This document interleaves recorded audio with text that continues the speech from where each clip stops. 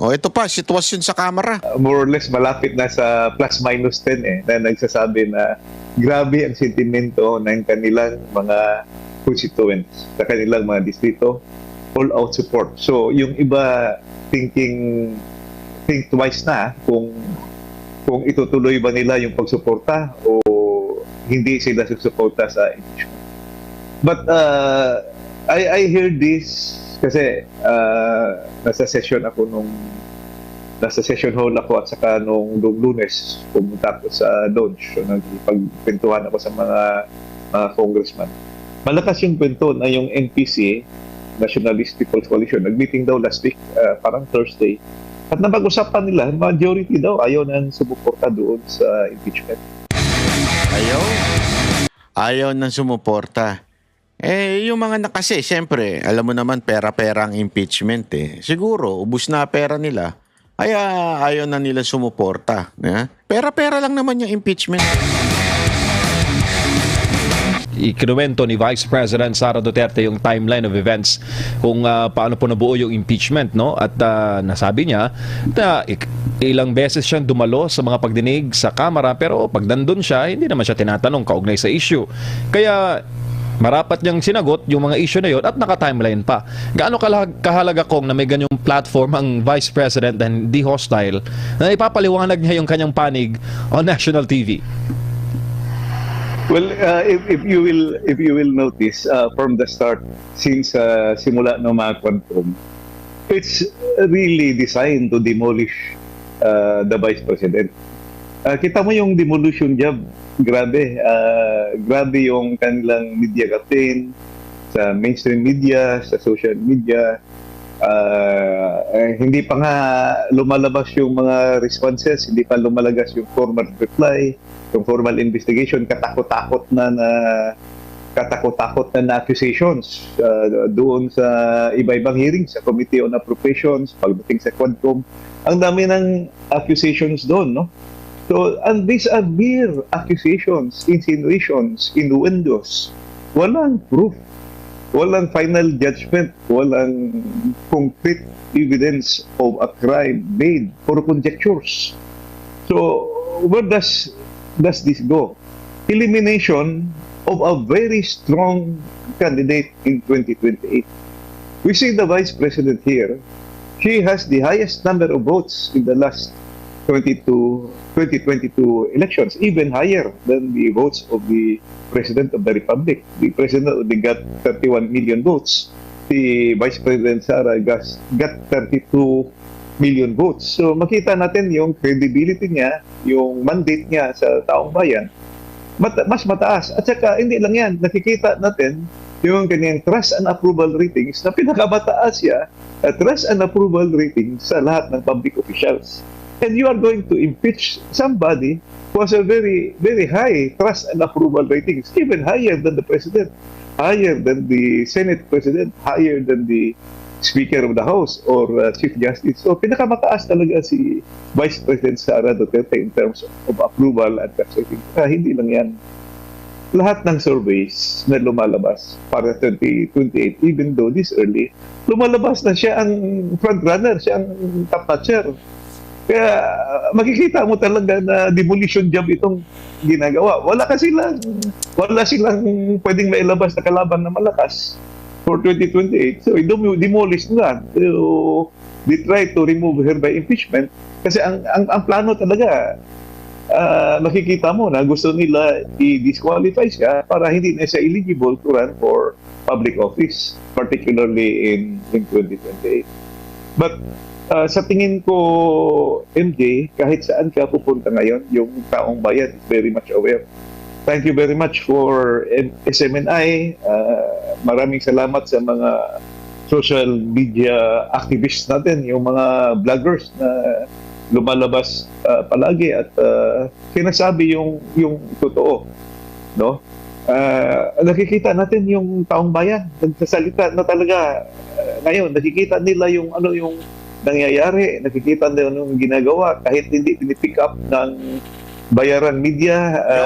Nakikita natin pinapasa-pasa na yung mga pinapasa na yung mga important na mga video, important news items, news articles. So makita natin na aware ang taong bayan sa mga nangyayari. Saka hindi lang yan, makikita natin sa mga news items, news articles sa Facebook, sa YouTube, sa social media, TikTok, yung mga likes. Makita mo yung likes saka yung ano ba yun, yung laughing pinagtatawanan yung mga press release, yung press releases. No? Kikita natin yung kung ano na yung totoong sentimento ng taong bayan. Opo. Kong, binanggit po ninyo ang katagang totoong sentimiento. Ano ba talaga totoong sentimiento sa House of Representatives? Incumbent member po kayo ng 28th Congress. Ang inyo pong mga assessment ngayon, malamang, ganun din po siguro ang tingin ng mga nasa HREP. Pero ano ba what's the real score, sir, inside? Ambivalent ang feeling ng karamihan ng mga congressman. Kung ang congressman ay makikinig lang sa taong bayan, ang ibig kong sabihin yung boses ng mga tao na kanilang re-represent.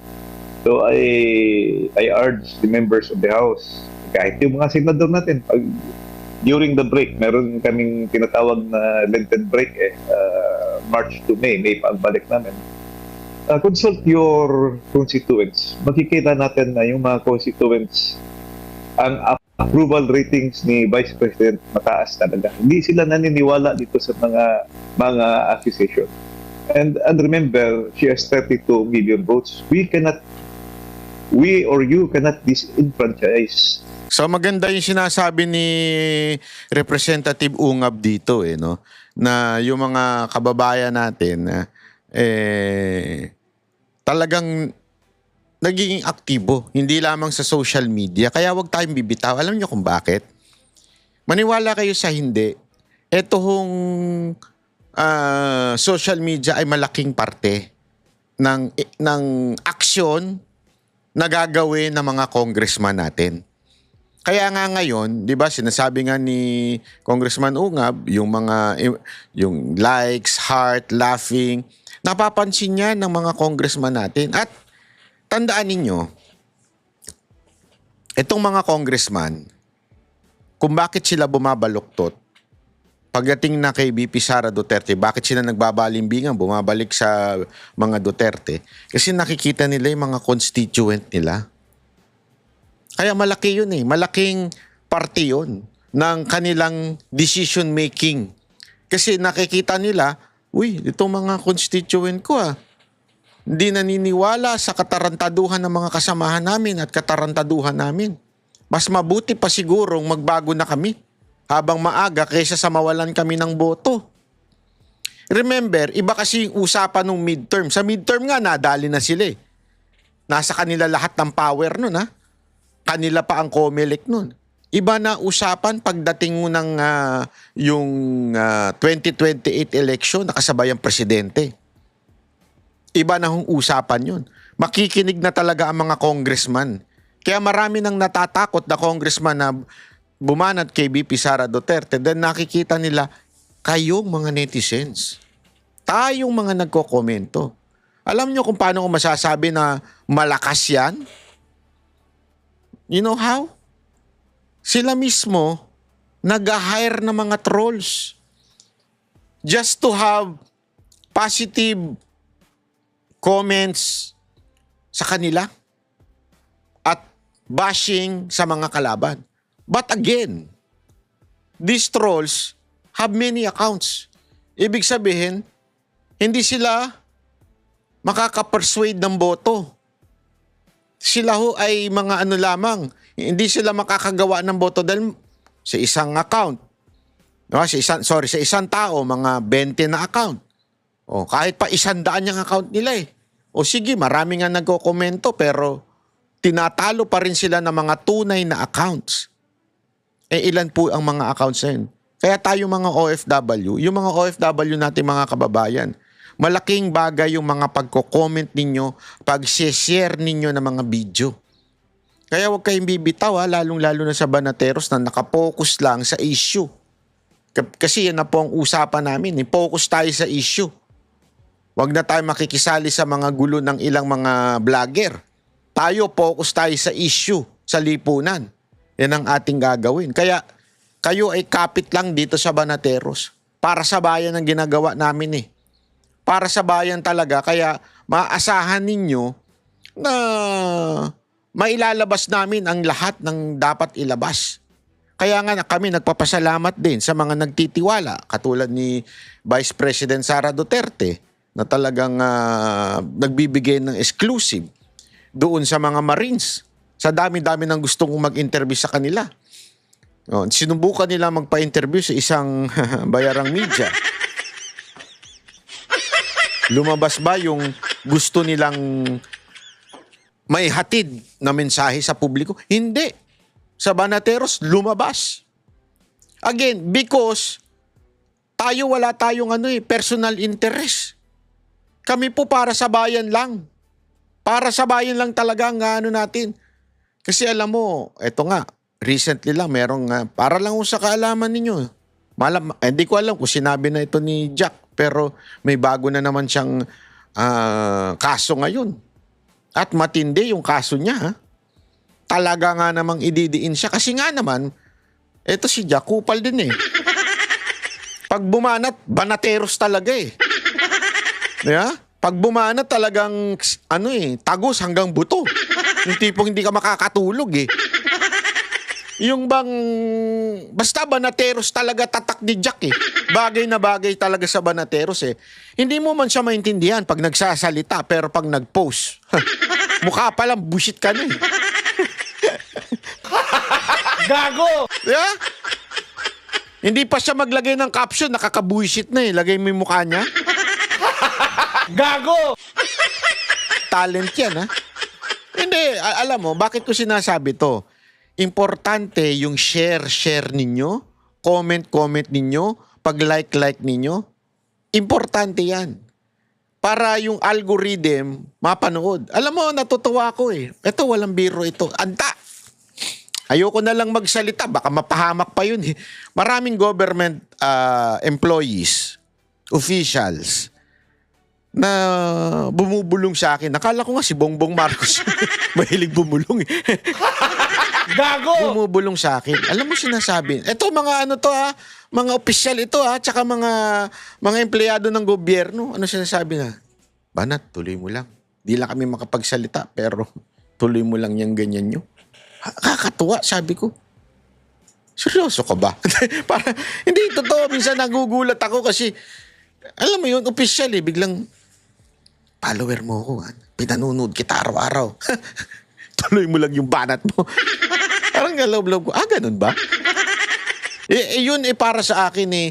Hindi yun ako na, kasi ako yung taong hindi na ako na sa yung fame. Wala sa akin yan, maniwala kayo sa akin. Ayoko nga yan eh. Sa totoo lang, ayoko ho nung ganun, yung pinapansin sa publiko. Ayoko nun.